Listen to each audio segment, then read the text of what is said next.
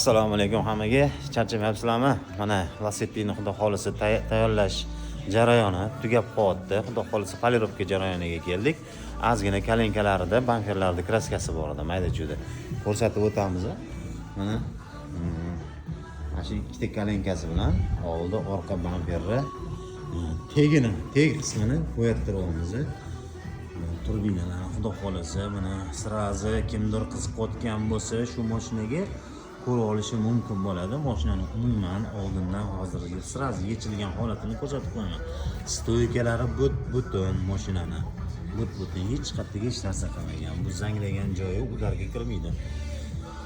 Mashina butun juda ham zo'r holatda. Xudo xolisi mashina вообще zo'r. Bu mashinalar bilan hazillashib bo'lmaydi ko'chada.